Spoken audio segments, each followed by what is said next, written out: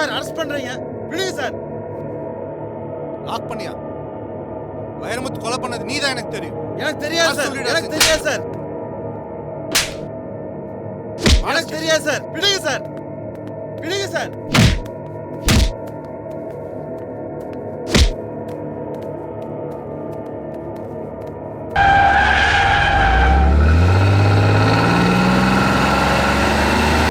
Sir, ஒரு ஆளுங்கட்சி கூட்டம் போட்டா பர்மிஷன் தர்றீங்க, ஒரு எதிர்கட்சி கூட்டம் போட்டா பர்மிஷன் தர்றீங்க, மற்ற இதர கட்சிகளும் ஜாதி கட்சிகளும் கூட்டம் போட்டா பர்மிஷன் தர்றீங்க. ஆனா ஒரு தனி மனிதன் தான் உரிமைக்காக போராடினா மட்டும் ஏன் சார் பர்மிஷன் தர மறுக்கிறீங்க? தம்பி, தேவையில்லாத பிரச்சனை தம்பி. லாக் பண்ணியா? Sir sir permission. தம்பி போயிட்டு அப்புறம் வாங்க தம்பி பார்க்கலாம். என்ன பிரச்சனை? ஒன்றும் இல்லை சார்.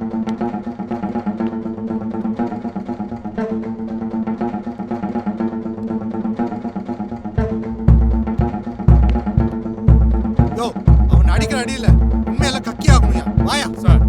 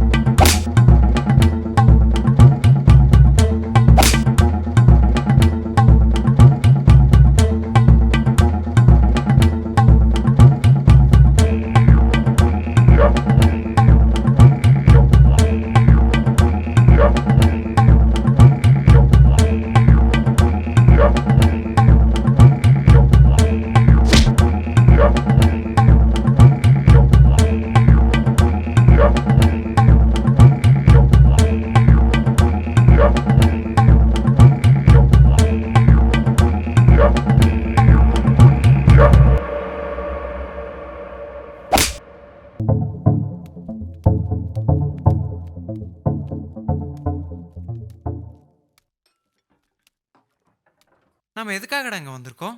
வக்கீல் சார் இருக்காரு, அவர்கிட்டயே கேட்டு தெரிஞ்சுக்கோ. சார், நாம போராட்டம் பண்றதுக்கு நிறைய பிரச்சனைகள் இருக்கு. ஆனா இது நடந்தே ஆகணும் சார். என்ன சார் யோசிக்கிறீங்க? ஏதாவது பண்ணுங்க சார், நாங்க போராட துடிக்கிறோம் சார். ரகு, நீ நினைக்கிற மாதிரி போராட்டத்துக்கு பர்மிஷன் வாங்குறது சாதாரண விஷயம் அல்ல. எங்கே போனாலும் கிடைக்காது. ஸோ நீ முயற்சி பண்ணு, நம்ம பார்த்துக்கலாம். நான் இருக்கேன், கவலைப்படாத.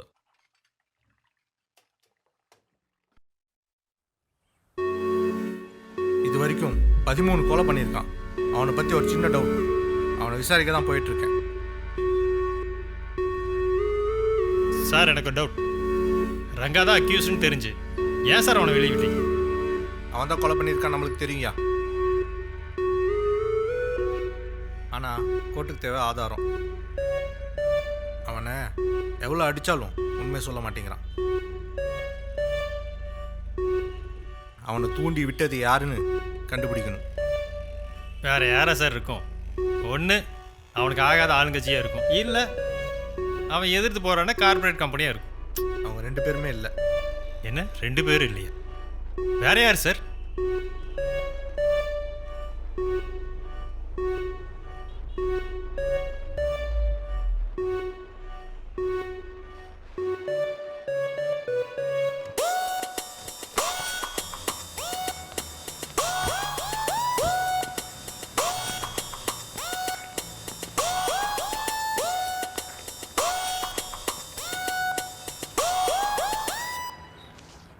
யோ, உங்ககிட்ட இருக்க ரகுவரன் ஃபோட்டோ காமிச்சு அந்த கடைக்கு போய் தெரியுமான்னு கேட்டு வாயா. சரிங்க சார்.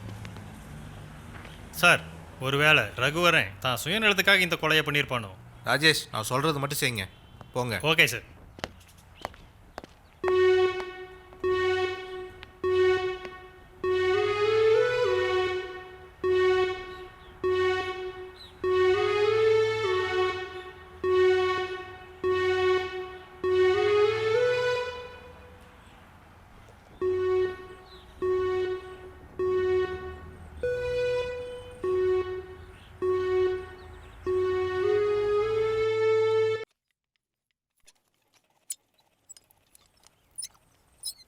யோ, வாயா முருகேசு, சீக்கிரம் வர சொன்ன, இவ்வளவு லேட்டா வர்ற? ஐயா, வீட்டில் ஒரே பிரச்சனை. இந்த வயசுலையும் பொண்டாட்டி தொல்லை தாங்க முடியல. யோ, யார் வீட்லேயும் அந்த பிரச்சனை இல்லாமல் இருக்கு. கவர்மெண்ட் வேலைக்கு போகிறவனுக்கு நிறைய சம்பளமும் கொடுத்து அவனுக்கு கடைசி காலத்தில் பென்ஷனும் கொடுத்து நல்லபடியாக வச்சுக்குது இந்த அரசாங்கம். நம்மளை மாதிரி கூலி வேலைக்கு போகிறவனுக்கு எப்பவுமே கஷ்டம் ஐயா. நம்மள மாதிரி ஆளுகளுக்கு தேர்தல் வரும்போது இந்த அரசாங்கமே திரும்பி பார்க்குது. ஆமாம், அதுவும் சரிதான். சரி, நான் வந்த விஷயத்த சொல்கிறேன். ஒருத்தர் நம்மளுக்கு 2000 ரூபா தராரு, அவர் கூட போய் போராட்டம் பண்ணுறதுக்கு. தேர்தல் ஏதாவது வருதா? அப்படி இதைத்தான் நம்மளை கூப்பிடுவாங்களே, இப்போ எதுக்கு?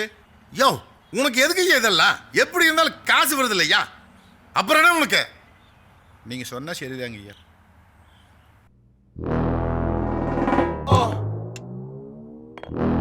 யாரையா அந்த ராகு நம்மள டார்ச்சர் பண்ணிட்டு இருக்கான்? ஏதாவது பண்ணுங்கய்யா.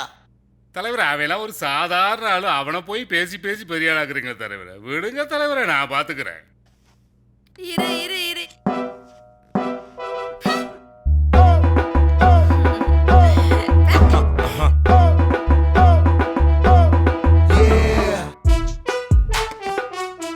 என்ன விட்டுட்டீங்களே தலைவரை? என்ன விட்டுனா வேற குளிர்காலம் வேற மீட்டு கூட்டாயி ஃபேமஸ் ஆகிறாதியா.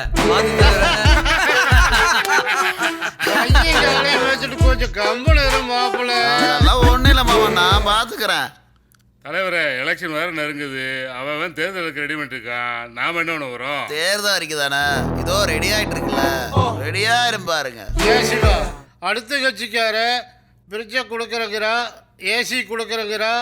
நாம எதை கொடுக்குறோன்னு சொல்லி வாக்கு கேட்கறது சிவா. ஒரே வாக்குறுதி மாமா, ஆட்சியை பிடிச்சிடலாம். அது என்ன வாக்குறுதி சிவா?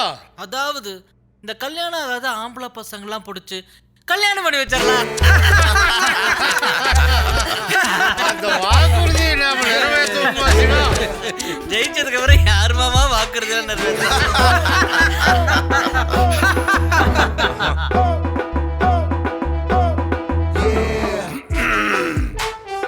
தலைவரே, உனக்கு வர வேண்டியது வந்து சேருப்பா.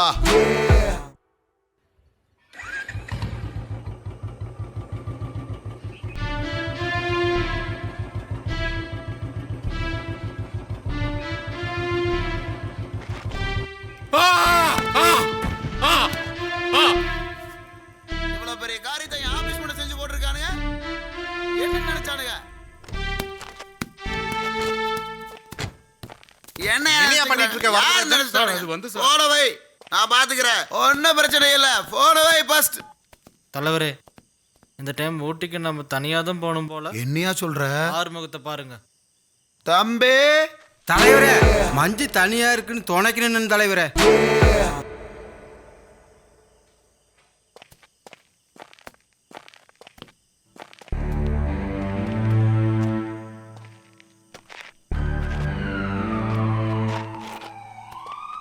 சார், ஆம்புலன்ஸ் வந்திருக்கு.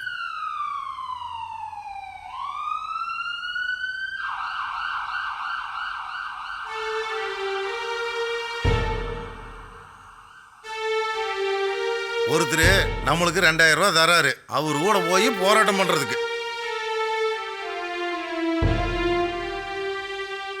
ஆமாம் ஆமாம், அதுவும் சரிதான்.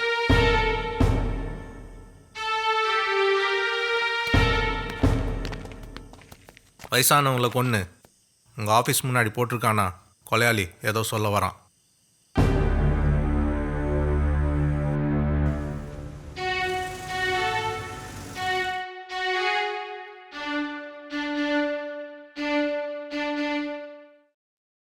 ரெடியா? Ready sir. Camera action. வணக்கம், இது லோட்டஸ் நியூஸ் தொலைக்காட்சியின் தீர்வு காண்போம் நிகழ்ச்சிக்கு உங்களை வரவேற்கிறோம். இந்த நிகழ்ச்சியின் திருவாளர் ரகு அவர்களைத்தான் பார்க்கிறோம். இவர் இயற்கை வளங்களை பாதுகாக்கிறதுக்காக தனி மனிதனா போராடிட்டு இருக்கிற தனி மனித புரட்சி இயக்கத்தை சார்ந்த ஒரு மிகப்பெரிய போராளி. வணக்கம். வணக்கம் சார். அரசாங்கத்தால கொண்டு வர பல நல்ல திட்டங்களை நீங்க மக்களுக்கு ஏன் தவறான திட்டம் எடுத்து சொல்றீங்க?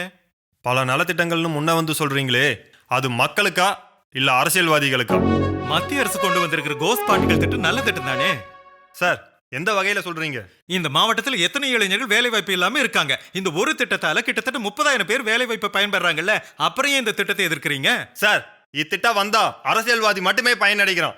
இது மக்களுக்கான திட்டம் அல்ல சார்.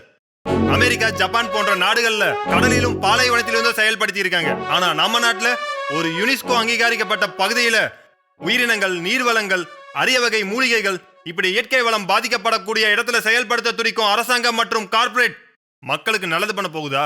சொல்லுங்க சார். நீங்க சாதாரண ஒரு பப்ளிக், இதை எதிர்த்து எப்படி போராட போறீங்க? நான் ஒரு சாதாரண பப்ளிக் தான். அதனால தான் ஒரு கூட்டத்தை கூட்ட பர்மிஷன் தர மறுக்கிறாங்க இந்த அரசாங்கம். இதையும் மீறி நாளை காலையில ஒரு புரட்சி வெடிக்க போகுது.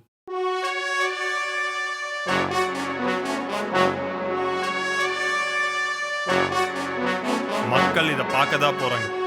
ஜெய் ஹிந்த்.